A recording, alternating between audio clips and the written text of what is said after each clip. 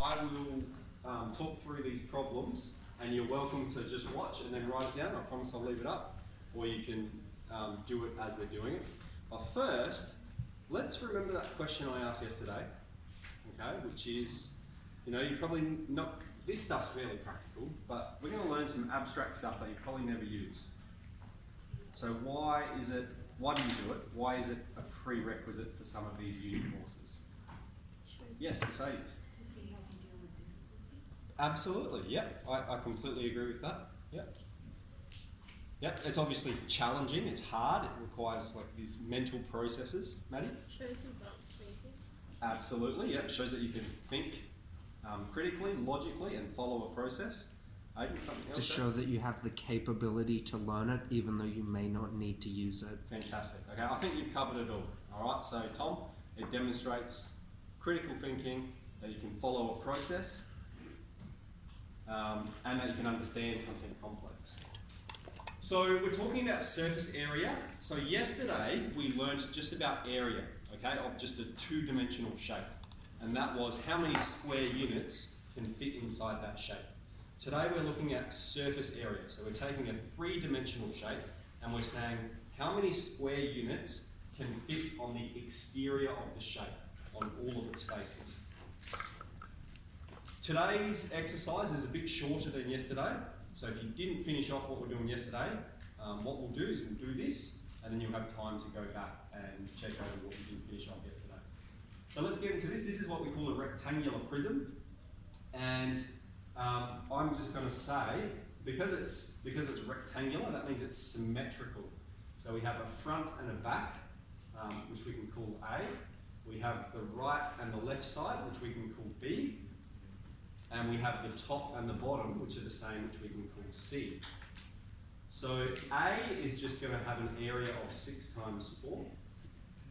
B is going to have an area of 12 times 4. And C is going to have an area of 6 times 12. Okay, so let's do these. 24, 48, and 72. And then we have 2 lots of A, so I'll multiply that by 2. We have the front and the back. We have 2 lots of B, we have the right side and the left side, and we have 2 lots of C, the top and the bottom. So we've got 48, 96, and 144, and we'll add all of them together. 288.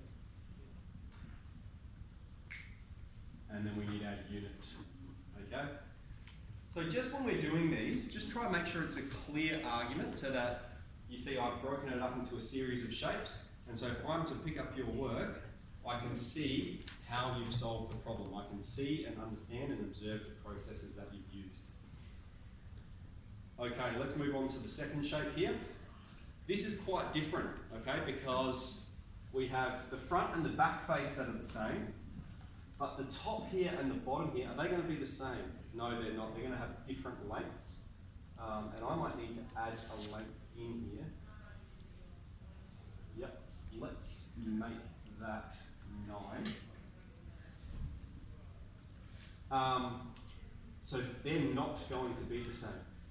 And neither are the right and the left wall either.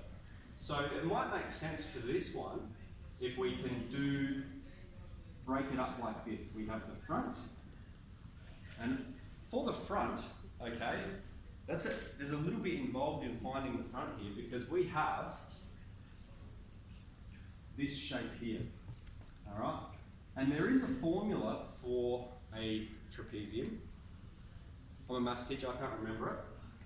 But let's just break it up into a rectangle and a triangle. I think that's probably a fairly straightforward way to do it without having to remember a formula or look one up. Isn't it averaged out of both? It is, yeah. Yeah, there's something like that. Yeah. But rather than guessing or looking up, let's think about how we can solve these things based on what we do know. So then what I have here for the front, I've got this rectangle.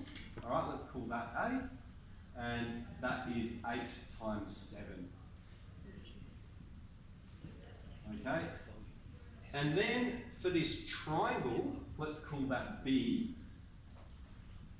All right, remember a triangle is 0.5 times the base, which is 8, and then times the height. Now we're not given the height explicitly here, but it is implicit in that this is 12 centimetres, this is 7 centimetres, so this is going to be 12 take 7, the height is 5. All right, so that would be 40 and half 40 is 20.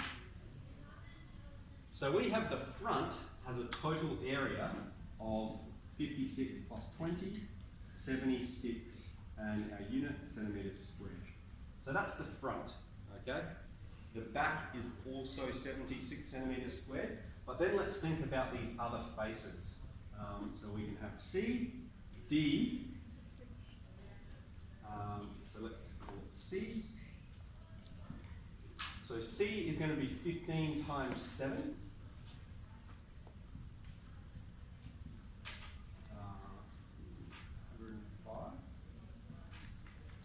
D is going to be 9 times by 15.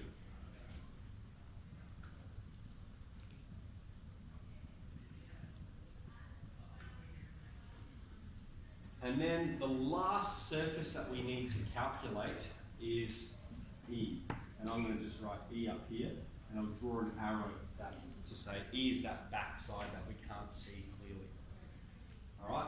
And E is a rectangle. It has a height of 12 centimetres and a length of 15.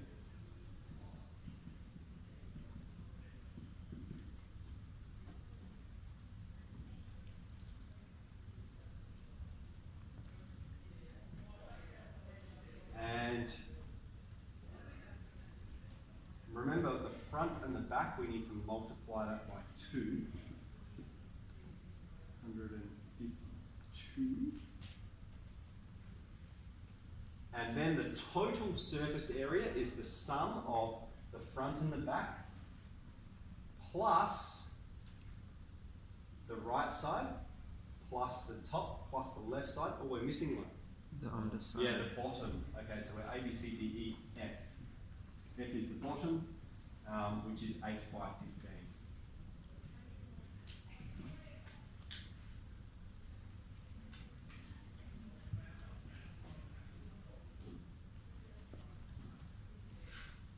Has anyone added all them up yet?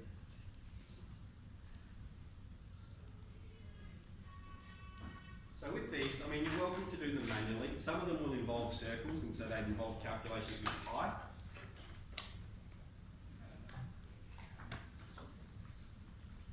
Now, we're not adding these two, because that's how we generated this.